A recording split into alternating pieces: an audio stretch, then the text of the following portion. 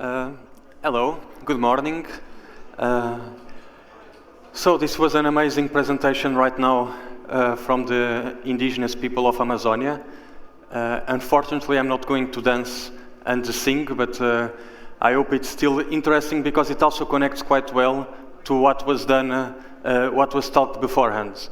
So to talk about accessible energy transitions, because these are global challenges, but that need local solutions. So solutions in Portugal, in the Amazonia, basically all across the globe. My name is Miguel Macias Sequeira. I'm an energy and climate researcher at the Nova University of Lisbon, and I'm also one of the European Union Climate Pact ambassadors in Portugal. So, climate change. This was a big focus in the previous conversation. We now know that climate change is unprecedented and that human influence is unequivocal. So these are two of the most important charts of our time that show clearly that climate change is rampant, and the last 2 years were really abnormal, and that also human influence through mostly the burning of greenhouse gases, the emission of greenhouse gases, is the main factor causing climate change. The good news is that we have a lot of the solutions that we need to address climate change. They are available now, and they can reduce emissions significantly by 2030. These are across all sectors, so this is also a very important chart by the International Intergovernmental Panel on Climate Change that shows the main solutions to address climate change across energy, buildings, transport, industry, so across a variety of sectors. And what we see is that we have these solutions, and that first we have efficiency and avoid the demand, so to improve how we do our activities. Electrification across all these sectors, for example, electrification of transport, of energy use in buildings, and we also need renewable energy, so wind power, solar energy as the main options that are available at low costs and that can reduce emissions right now. The bad news is that we know that this is not happening at the pace that it should happen. You see here, this was just released this month, and we are currently in the line above, so that is current policies. If we are aiming for 2 degrees or 1.5 degrees, as you can see, we are very far away. So it's almost, at this point, really difficult to achieve these goals. It's impossible with current policies. So current policies are taking us to a heating of 3.1 degrees by the end of the century. So this is 2 times what was agreed in the Paris Agreement. And this is catastrophic for humans, and especially for the most vulnerable populations. And we can include here, for example, the indigenous people, that with these temperatures are going to see their living completely changed. While climate change is a big problem, we also have other problems related to the energy system. We have energy poverty. This is a really huge challenge. So the inability to access enough energy services, be it for cooking, for eating, for cooling. And this is a challenge both in developed and underdeveloped countries. It's a different challenge in both contexts, but it's present. We see that 2.1 billion people still rely on polluting fuels for cooking, and this is highly unhealthy and also produces greenhouse gases. We have 685 million people that do not have access to electricity, mostly in sub-Saharan Africa. And if we look at the context of the European Union, we still have more than 40 million people unable to heat their homes. So this is a huge challenge, and it has been aggravated in the past years by the energy crisis. So we see these numbers, they are going up instead of going down. And this is really a huge challenge for the energy transition. To implement the solutions that I spoke about before, we need to engage people. We need businesses and people to take part in the energy transition. Unfortunately, we also know that it's not easy to reach these groups, to reach the population with what is normally top-down policies and interventions. So we see that certain population groups are much harder to engage in the energy transition, and they are at risk of being left behind. This is some research that we have been conducting at the Nova University of Lisbon to pinpoint what are the groups that are more at risk of being left behind in the energy transition. And we see, for example, vulnerable households, low-income households, elderly households, people with low education levels, people with disabilities, migrants. Also here the indigenous people, homeless people, they are really often forgotten by policymakers and by practitioners in the energy transition. And on the other side of the spectrum, we also see high-income households. So we know that the energy use and the emissions of billionaires, of millionaires, is not compatible with the Paris Agreement, is not compatible with net zero goals. But they are also a very hard group to engage, because here you need to actually reduce the emissions of excess energy use. And this is widely unpopular in a lot of contexts. There's also still a huge split incentives problem between tenants and landlords. We see this in the European Union, where around 30% of households lives in a rented apartment, which then you need to convince both the tenant and landlord to make the necessary adjustments. And also in the non-residential sector. So we see SMEs, micro-enterprises, they often have huge challenges to implement energy efficiency, to adopt renewable energy. And this is really difficult for the energy transition. Looking here at the context where we are now, Portugal. So Portugal is often mentioned as an example of the energy transition, but still we are very far away from climate neutrality. We are 70% dependent on other countries for our energy needs, and this is mostly due to oil and gas that we import for transport, for buildings, for electricity generation. We have a very inefficient building stock, so around 2/3 of buildings are inefficient. And we have, and this is the data from the Portuguese government, from the long-term strategy on energy poverty, we have around 3 million people in energy poverty in Portugal. So this is a challenge that we need to address.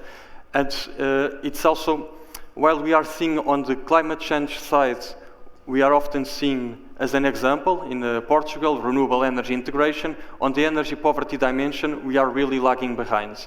And this leads us to this conclusion that the energy transition is not only about climate change, it's multiple agendas coming together at the same time, and in particularly also the energy poverty agenda to provide a just energy transition. Just to kickstart the discussion of the panel that's coming afterwards, I'm going to talk a bit of some projects that we have at the Nova University of Lisbon. So going from the global scale to the local scale.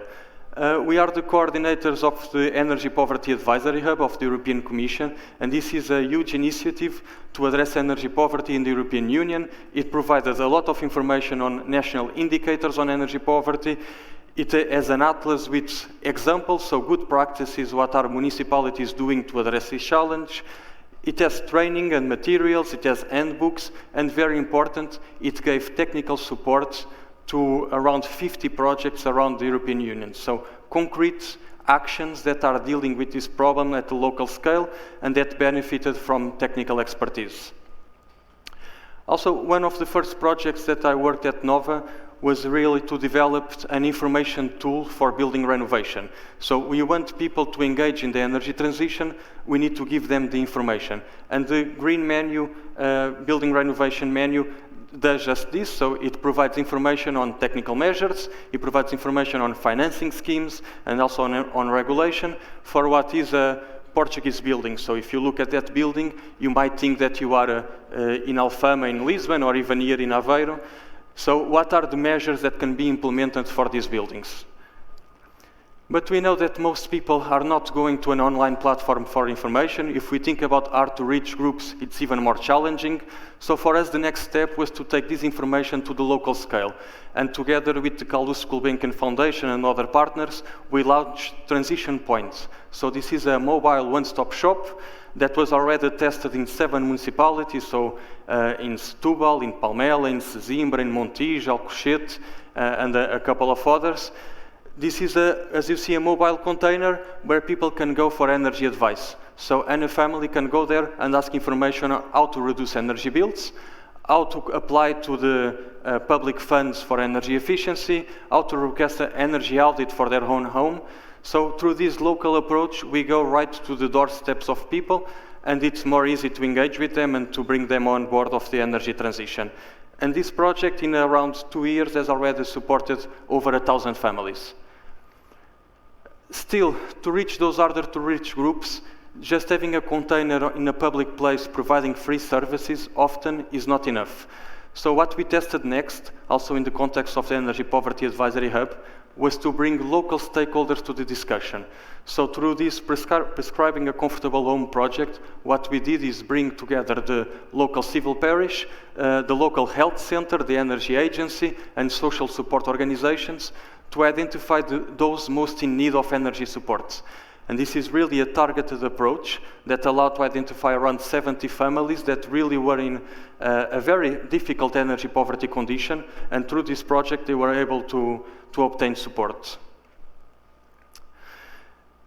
Moving on from energy efficiency to renewable energy, this is a project that I really like to speak about. It's the Telheiras Lumiar Renewable Energy Community, and this is a project that brings together the local government, local NGOs, and the local population to invest and share solar energy. So those solar panels that you see in the picture, they are placed in a public building of the civil parish. The investment was made by the local community, and the energy is shared with 16 local families that joined the project. This is the pilot approach. We are scaling up through a second project, and we already have 67 people, condominiums and small businesses, so all types of local consumers engaged in the project. And also very important, we are not leaving out vulnerable families. So vulnerable families join the project through specific conditions, and they are also engaged directly by the people that they trust. So they are engaged by the civil parish, by the social support institutions that work with them, and they are brought aboard the project as full members with right to vote in general assemblies, also get the same energy as other families, and all this is in a package of a non-profit organization, so just dedicated to producing and sharing renewable energy at the local scale. Still, at Nova, we have been working a lot, as you see, through these concrete projects at local scale, but I decided to bring here in red this quote from an interview that we did with the director of a social organization, and what he says is really interesting, is that they understand that energy efficiency, energy poverty, renewable energy, let's say energy transitions, climate change, these are really important topics for them, but for them it's very hard to engage in this discussion. They are quite busy with other tasks. They are providing essential support services to those most in need. They say that this conversation is very interesting, but that their families need support that goes way above what we can do from the energy area. And what they say is that when families come to them to talk about energy, it's often already a very extreme situation where their electricity has been cut. They have been disconnected from the grid. So to be able to involve these organizations so that they provide support before this extreme situation is still a big challenge, and in my opinion can only work if we give them the means to do so, if we empower them, if we give them technical and financial resources so that they can also address energy challenges beyond what they are already doing on the social side. Some concluding reflections that I hope are useful for the panel that comes afterwards is that really these agendas of climate change mitigation, energy poverty, and also what was spoken before about biodiversity, conservation, restoration, they should be compatible. Research shows that they are compatible, but we are the window is closing very fast. Furthermore, we really need not only to invest in the solutions that I said, but also to address the elephant in the room, which is fossil fuels.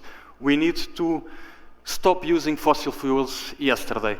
So this is really a big challenge, because what we are seeing in a lot of, at global scale, is really we are implementing renewable energy, but fossil fuels keep on growing. And with that happening, let's say the targets that we have are completely impossible to meet. And for this, it's important as well to see energy not as a commodity, but as a right. People should be able to use energy as they need for their well-being. We see that the energy system that we have nowadays is highly unfair. So we have people using too much energy, people using not enough energy, and this needs to be breached.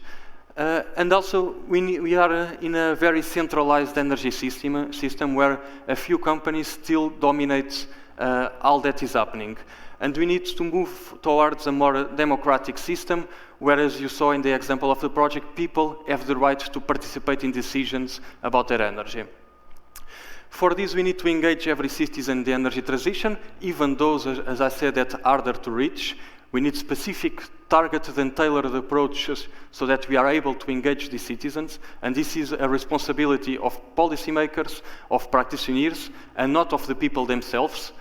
And also, I'm a really big fan of the local scale, so we should address these global challenges, of course, through international groups, through policies at national level, but we should not forget that these measures, energy efficiency, renewable energy, are going to be adopted at the local scale. So this is really important to make sure that all pieces from the international to the local scale are in place to foster an accessible energy transition. So thank you, you have my contacts, and I hope this was useful to launch the discussion of the panel afterwards. Thank you.